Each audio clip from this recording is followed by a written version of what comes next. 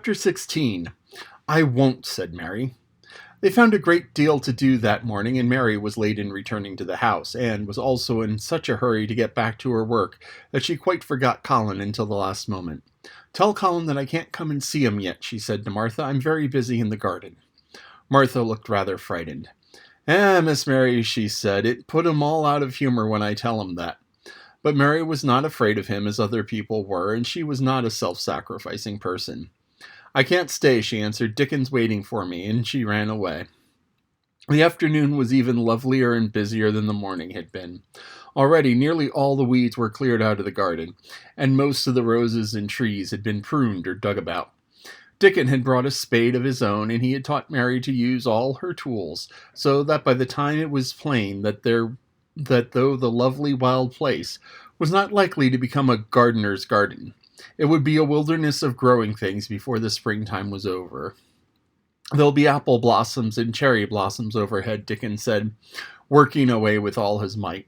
And there'll be peach and plum trees in the bloom against the walls, and there'll be grass a carpet of flowers.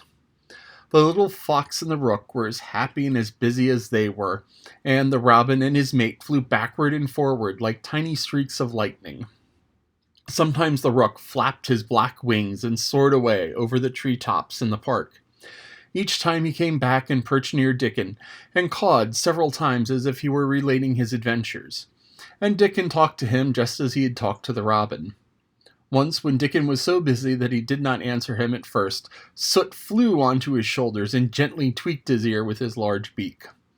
When Mary wanted to rest a little, Dickon sat down with her under a tree, and he took his pipe out of his pocket and played the soft, strange notes, and the two squirrels appeared on the wall, and looked and listened. That's a good bit stronger than that was, Dickon said, looking at her as she was digging. That is beginning to look different for sure. Mary was glowing with exercise and good spirits. I'm getting fatter and fatter every day, she said quite exultantly. Mrs. Medlock will have to get me some bigger dresses. Martha says my hair is growing thicker. It isn't so flat and stringy. The sun was beginning to set and sending deep gold-colored rays slanting under the trees when they parted. It'll be fine tomorrow, said Dickon. I'll be at work by sunrise. So will I, said Mary. She ran back to the house as quickly as her feet would carry her. She wanted to tell Colin about Dickon's fox cub and the rook, and about what the springtime had been doing. She felt sure he would like to hear. So it was not very pleasant when she opened the door to her room to see Martha standing waiting for her with a doleful face. What's the matter? She asked. What did Colin say when you told him I couldn't come? Said Marshall, I wish that'd gone.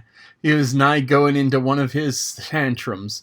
There's been a nice to all afternoon to keep him quiet. He would watch the clock all the time. Mary's lips pinched themselves together. She was no more used to considering other people than Colin was, and she saw no reason why an ill-tempered boy should interfere with the thing she liked best. She knew nothing about the pitifulness of people who had been ill and nervous and who did not know that they could control their tempers and need not make other people ill and nervous too. When she had had a headache in India, she had done her best to see that everybody else also had a headache or something quite as bad, and she felt she was quite right, but of course now she felt that Colin was quite wrong. He was not on his sofa when she went into his room. He was lying flat on his back in bed, and he did not turn his head toward her as she came in. This was a bad beginning, and Mary marched up to him with her stiff manner. Why didn't you get up? She said. I did get up this morning when I thought you were coming, he answered, without looking at her. I made them put me back in the bed this afternoon. My back ached and my head ached, and I was tired. Why didn't you come? I was working in the garden with Dickon, said Mary. Colin frowned and condescended to look at her. I won't let that boy come here if you go and stay with him instead of coming to talk with me, he said. Mary flew into a fine passion. She could fly into a passion without making a noise. She just grew sour and obstinate and didn't care what happened. If you send Dickon away, I'll never come into this room again, she retorted.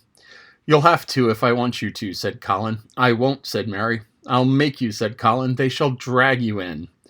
Shall they, Mr. Raja? Said Mary fiercely. They may drag me in, but they can't make me talk when I get here.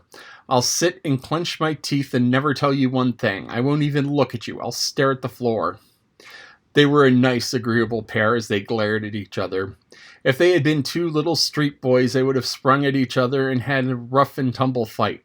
As it was, they did the next thing to it. "You're a selfish thing," cried Colin. "What are you?" said Mary. "Selfish people always say that.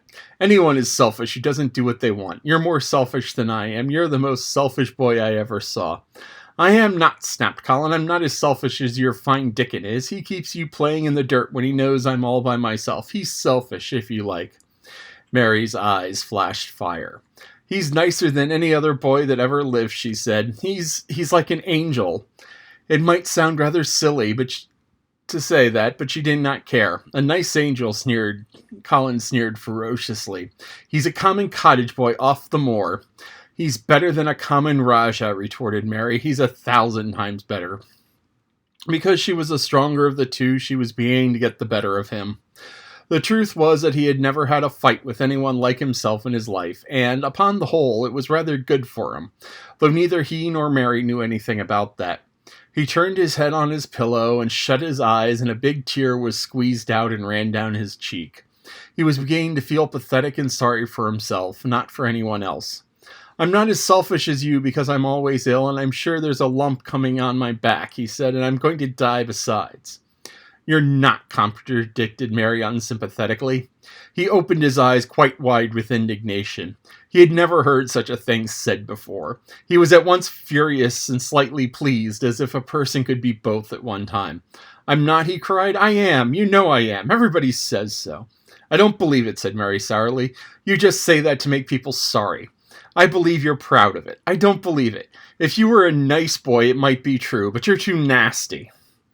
In spite of his invalid back, Colin sat up in bed in a quite healthy rage. "Get out of the room," he shouted, and he caught hold of his pillow and threw it at her. He was not strong enough to throw it far and only fell at her feet, but Mary's face looked as pinched as a nutcracker. "I'm going," she said, "and I won't come back." She walked to the door, and when she reached it, she turned around and spoke again. "I was going to tell you all sorts of nice things," she said. "Dickon brought his fox and his rook, and I was going to tell you all about them. Now I won't tell you a single thing." She marched out of the door and closed it behind her, and there, to her great astonishment, she found the trained nurse standing as if she had been listening, and, more amazing still, she was laughing. She was a big, handsome young woman who ought not to have been a trained nurse at all, as she could not bear invalids, and she was always making excuses to leave Colin to Martha, or anyone else who would take her place. Mary had never liked her, and she simply stood and gazed at her as she stood giggling into her handkerchief. "What are you laughing at?" she asked her. "At you two young ones," said the nurse. "It's the best thing that could happen to a sickly, pampered thing to have someone stand up to him that's as spoiled as himself." And she laughed into her handkerchief again.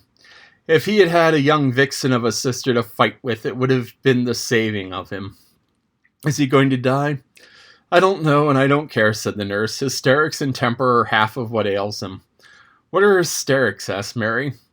"You'll find out if you work him into a tantrum after this, but at any rate you've given him something to have hysterics about, and I'm glad of it."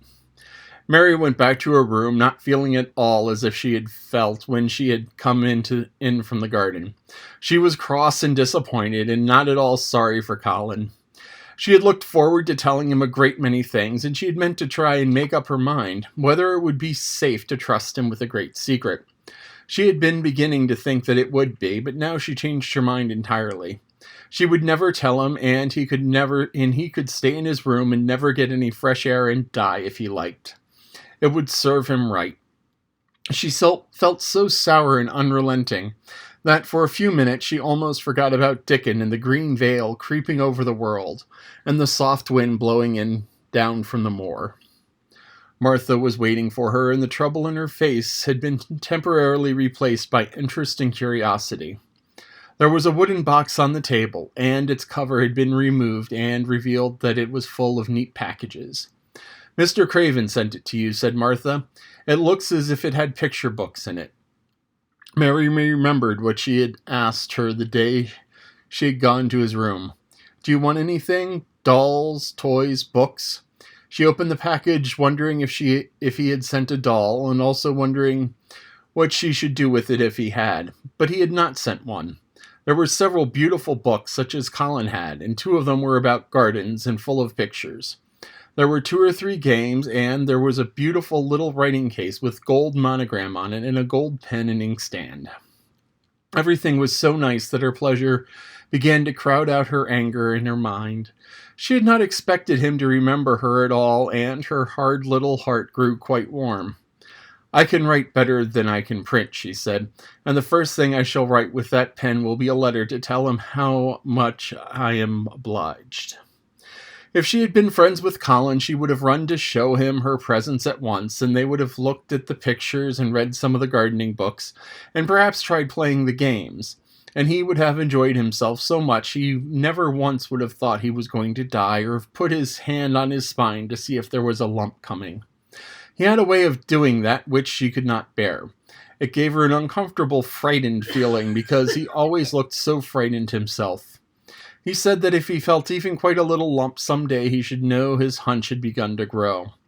Something he had heard Mrs. Medlock whispering to the nurse had given him the idea, and he had thought it over in his secret until he was quite firmly fixed in his mind.